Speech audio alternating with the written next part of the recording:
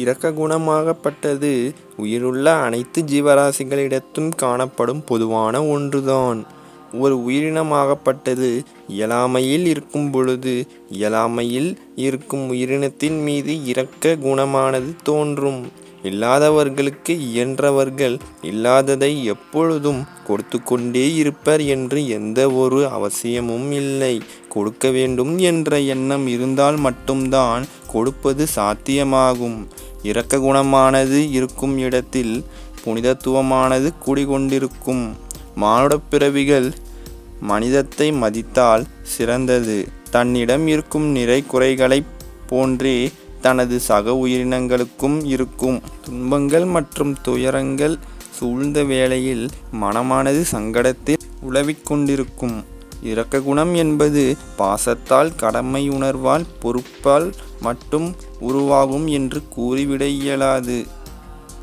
மனிதத்தால் கூட இரக்க குணம் ஊற்றெடுத்து அலைக்கடலென திரண்டு வெள்ளமாக மாறலாம். தீர்க்க தரிசன ஆற்றல் அளவில் தெளிவுடன் இருக்கும் மனதால் எந்தெந்த உயிரினமிடத்தில் இரக்கம் கொள்ள வேண்டும், எங்கு இரக்கம் கொள்ளாமல் நடந்து கொள்ள வேண்டும் என்பதை அறிய இயலும். இரக்க குணமானது பொதுவாக இருவேறு கோணங்களில் காணப்படும். ஒன்று, இரக்க குணத்தால் பலமானது அதிகரிக்கிறது என்னும் கருத்து. மற்றொன்று, இரக்க குணமானது பலவீனத்தை ஏற்படுத்தும் என்னும் கூற்றாகும். இரக்க குணம் என்பது யாரேனும் கூறி வரும் என்று கருத்தில்லை. யாரும் கூறாமல் தனக்குள் இயற்கையாக எழும் இரக்க குணம் என்னும் கருணை மனப்பான்மையே இந்த அகிலத்தில் இருக்கும் அனைத்து ஜீவராசிகளையும் போற்றி பேணி பாதுகாத்து இந்த அகிலத்தையும் பாதுகாக்கும்.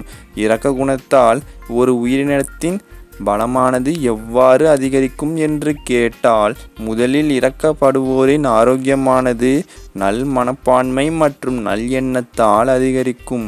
உடல் பலம் மற்றும் மனபலமானது சேர்ந்தவாறு அதிகரித்தாலே இரக்க குணமானது பலத்தை அதிகரித்தது என்று அர்த்தம். இதே இரக்க குணமாகப்பட்டது சங்கடத்தையும் வீழ்ச்சியையும் ஏன் மீள முடியா இருளையும் தருவதற்கும் வாய்ப்பு அதிகம் உள்ளது. இது எவ்வாறு என்று கேட்டால், தன்னிடம் வளங்களானது குறைவாக இருக்கும் பொழுதோ அல்லது தனக்கு தேவையான வளங்களே பற்றாக்குறையுடன் இருக்கும் பொழுதோ இந்த இரக்க குணமாகப்பட்டது நன்மையை நினைத்து இரக்கம் கொள்பவர்க்கே மீள இயலா சங்கடத்தை தருவதற்கு அதிகம் வாய்ப்பு உள்ளது. இரக்கம் கொண்டு கருணை மனப்பான்மையுடன் செயல்படும் எண்ணத்தை இயற்கையாக வைத்திருப்பவர் கவனத்தையும் தெளிவுடன் வைத்து கொள்ள வேண்டும். தனக்கு மிஞ்சிதான் தானமும் தர்மமும் என்னும் கருத்திற்கேற்ப தன்னுடைய தேவையானது நிறைவாக பூர்த்தியடைந்த பிறகுதான் இயலாமையில் தன்னிடம் நாடி வாடுவோருக்கு இயன்றதை தர வேண்டும்.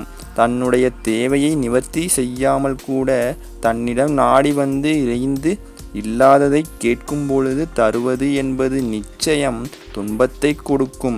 இது எப்பொழுது என்று கேட்டால், தன்னிடம் இருப்பனவற்றையெல்லாம் இரக்க குணத்தால் கொடுத்துவிட்டு தனக்கு தேவையான ஒன்று இல்லாமல் இருந்தால் இது சங்கடத்தை உண்டாக்கும்.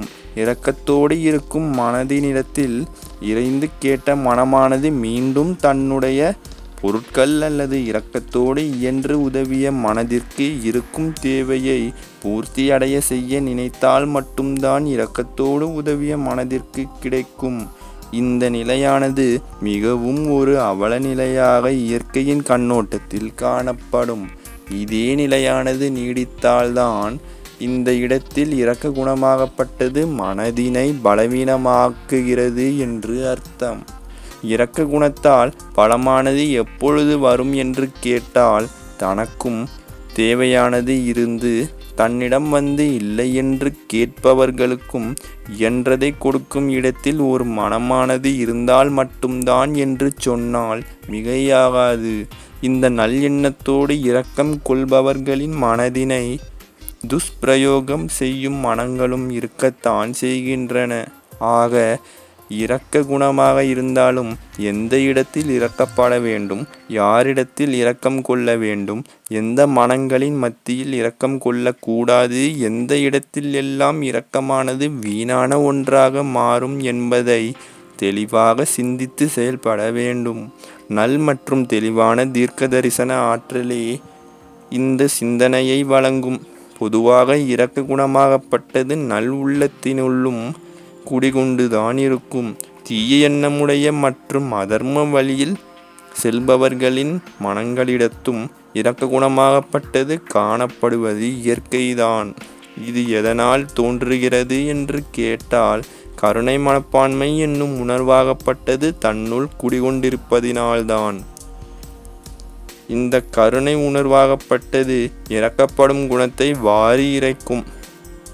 இரக்க குணத்தை கொண்டிருந்தாலும் அதர்ம வழியை பின்பற்றி தீய வழியில் நடைபோடும் மனங்கள் நிச்சயம் மதிக்கப்படாது.